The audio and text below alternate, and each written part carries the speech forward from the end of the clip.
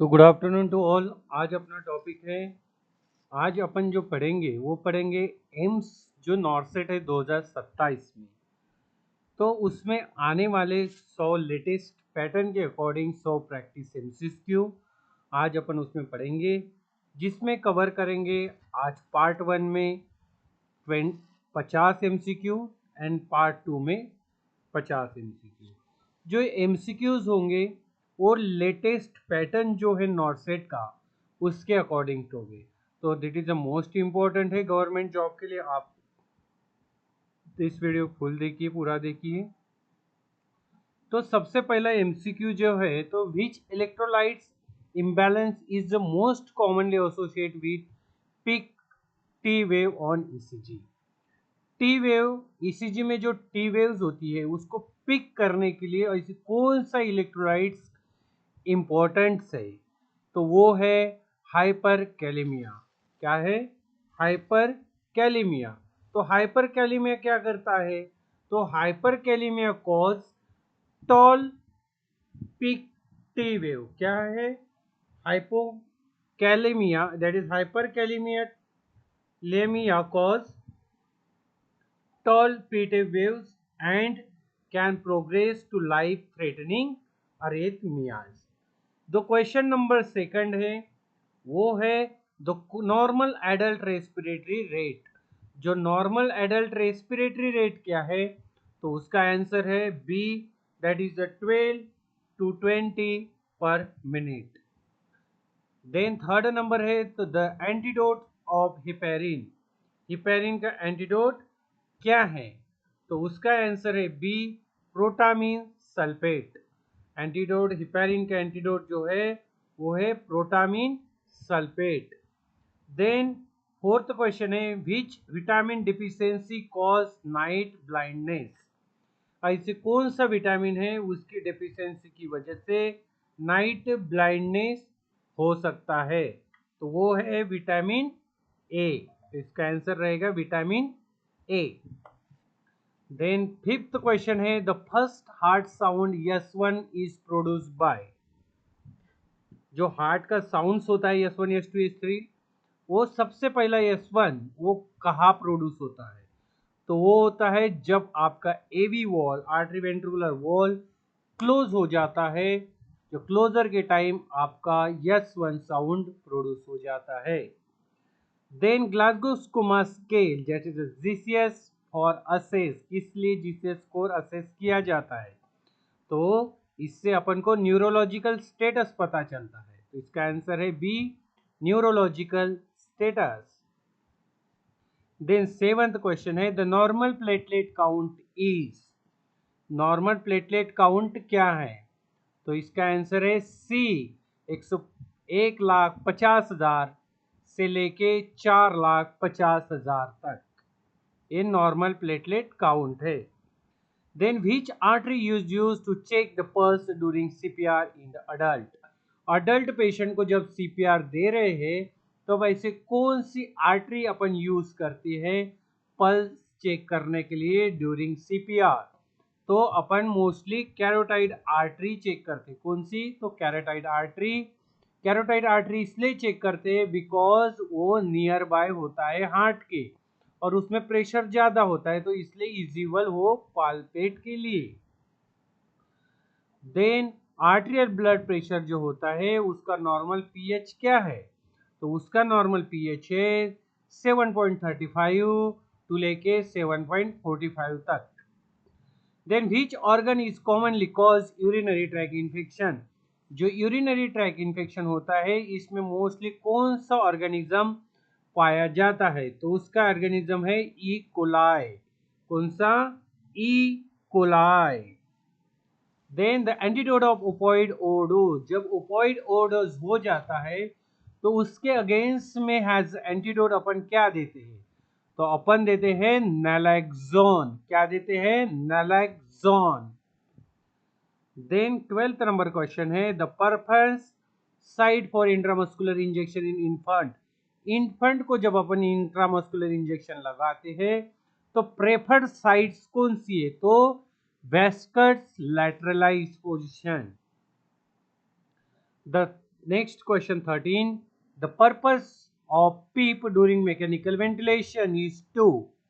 जो mechanical ventilation जब आप पेशेंट को चालू करते हैं तो पीप का पर्पस क्या होता है? तो इससे होता है कि अल्वोलाई जो होते हैं लंग्स के अंदर वो कोलैप्स ना हो, इसलिए पीप यूज करता है। तो इसका आंसर है B, prevent alveoli collapse. Then 14 number question है, the incubation period of hepatitis B is approximately. कितना होता है हेपेटाइटिस बी का इंटुबेशन पीरियड? तो इसका आंसर है 45 से लेके 180 डेज तक हो सकता है। Then which cranial nerve is responsible for vision? Vision के लिए ऐसी कौन सी cranial nerve रिस्पॉन्सिबल है? तो cranial nerve सेकंड नंबर की, जिसको बोलते हैं रेटिना, वो इंपॉर्टेंट रिस्पॉन्सिबल है। Then which insulin has the latest fastest onset of action? तो is lispro insulin. The normal adult urine output should be at least, normal urine output adult में कितना होना चाहिए? At least जो होना चाहिए 30 ml प्रति घंटा, 30 ml प्रति आवर्स तक। Then which infection is prevented by the BCG vaccine?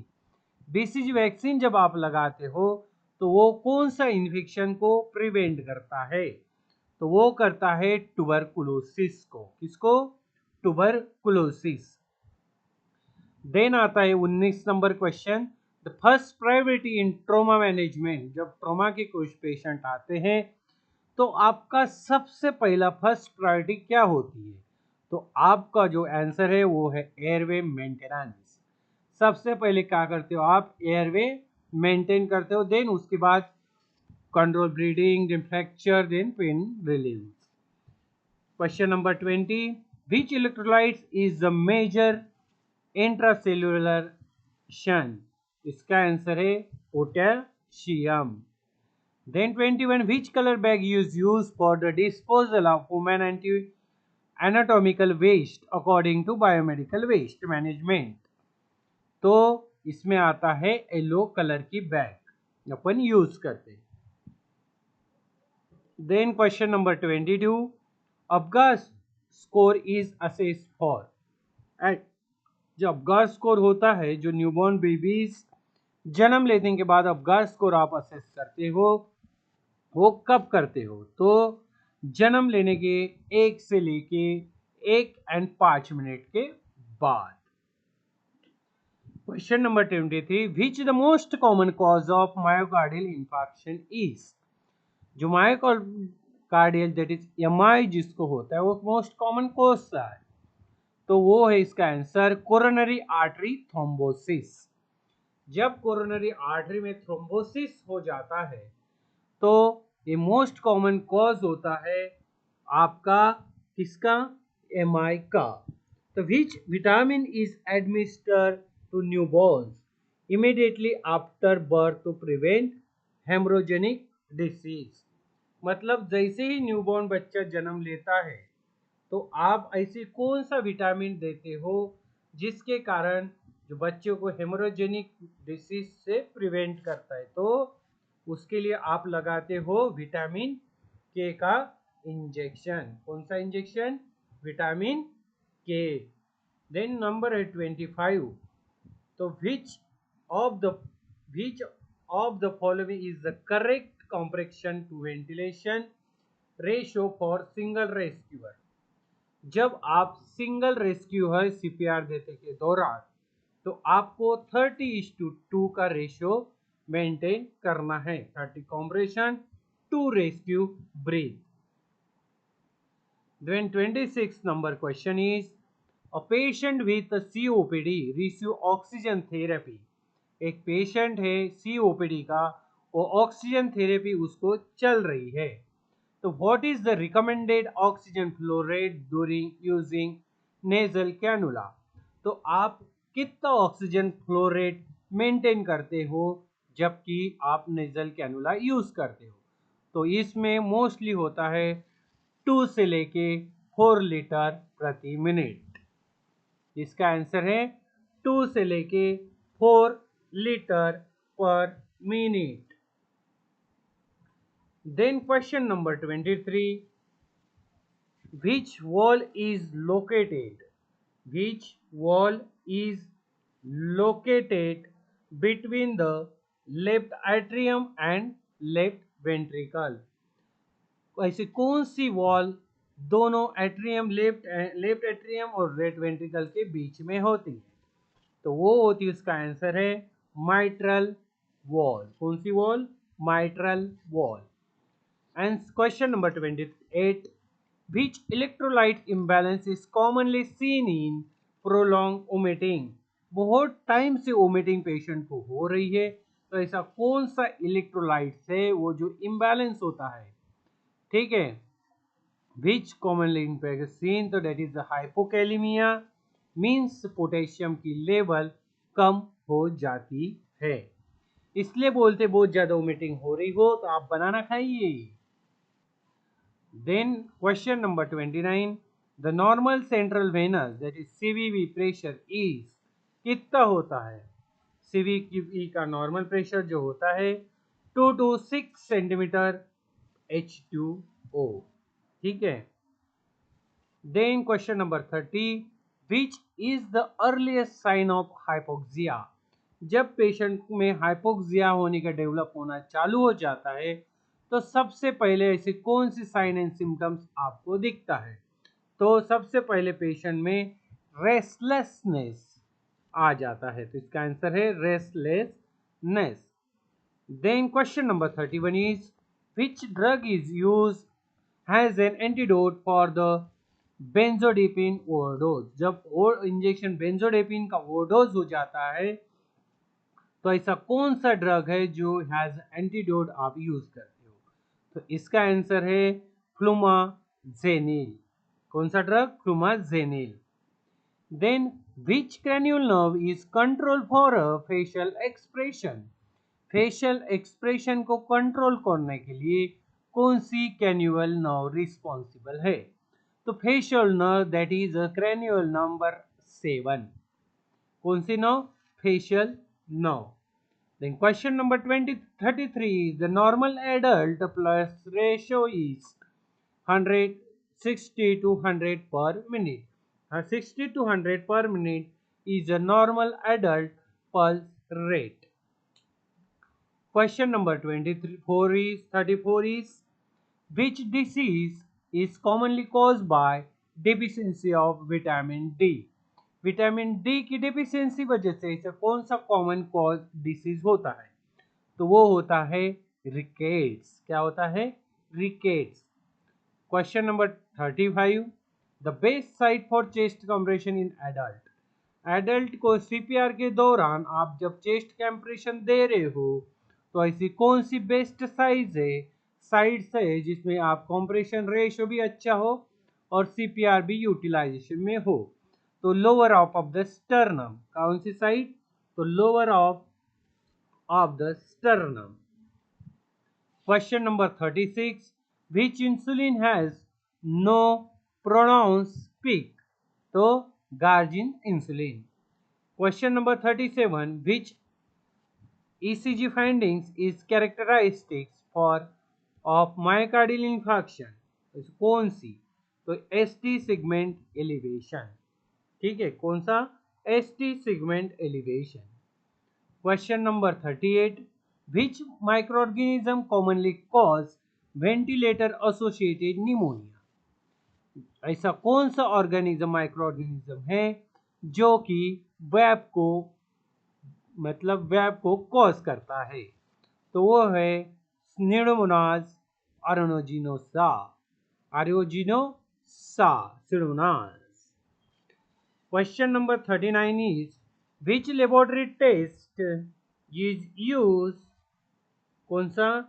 Which laboratory test is use to monitor infracranial peripheral therapy? तो APTT। Question number 40, that is 40वां क्वेश्चन, कौन सा है? Which type of shock is cause by severe blood loss, मतलब बहुत सारा blood loss हो जाता है तो ऐसे कौन से टाइप में आता है शॉक के, तो ये आता है हाइपोवैलेमिक शॉक। कौन सा शॉक? हाइपोवैलेमिक शॉक। ठीक है। Then question number 41, which color code biomedical waste management a container is used contaminated recycle waste, contaminated जो रिसाइकल वेस्ट है उसके लिए अपन रेड कलर की बायोमेडिकल वेस्ट डस्टबिन या कंटेनर यूज करते हैं। Question number 42, which vaccine is given at birth under the universal immunisation programme, तो कौन सी वैक्सीन देते हैं अपन जैसे ही जन्म होता है बच्चों का, तो अपन कौन सी 3 वैक्सीन देते हैं, तो BCG, OPV 0 dose, hepatitis B birth dose अपन देता है। कब? तो जैसे ही जन्म बच्चे का हो जाता है। Then question number 43, which electrolyte is mainly responsible for cardiac muscle contraction, cardiac की मसल को कॉन्ट्रैक्शन करने के लिए ऐसा कौन सा इलेक्ट्रोलाइट्स है जो रिस्पॉन्सिबल है, तो calcium. Then question number 44 is the normal intracranial pressure is 5 से लेके 15 mm of Hg। Question number 45, which condition require airborne precaution, तो pulmonary tuberculosis. Then question number 46 is क्या है, question number 46, the antidote for heparin toxicity is, heparin की toxicity body में बढ़ जाती है तो कौन सा हैज एंटीडोट आप यूज कर सकते हैं, तो vitamin K. Question number 47, which is the first stage of pressure injury according to the latest classification, तो non blanchable erythema of intact skin, ये फर्स्ट स्टेज है। Question number 48, the best position for the patient with acute pulmonary edema, patient acute pulmonary edema है तो उस patient के लिए best position कौन सी है, तो हाई फाउलर पोजीशन। कौन सी position? High Fowler position. Question number 45, which organism cause tetanus, tetanus कौन सा ऑर्गेनिज्म की वजह से होता है, clostridium tetani. Question number 50, a nurse identifies a correct sequence of nursing process, nursing process का करेक्ट सीक्वेंस क्या है, तो सबसे पहले आप असेसमेंट करता है, देन उसके बाद आप डायग्नोसिस करता है, देन उसकी प्लानिंग करती है, देन इम्प्लीमेंटेशन करते, देन इवेल्युएशन करता है। Then thank you so much for this wonderful topic. ऐसी टॉपिक बनने के लिए आप अक्षय शेगोकर यूट्यूब चैनल को लाइक करिए, सब्सक्राइब करिए, शेयर करिए एंड कमेंट्स करिए। Thank you so much for this wonderful topic.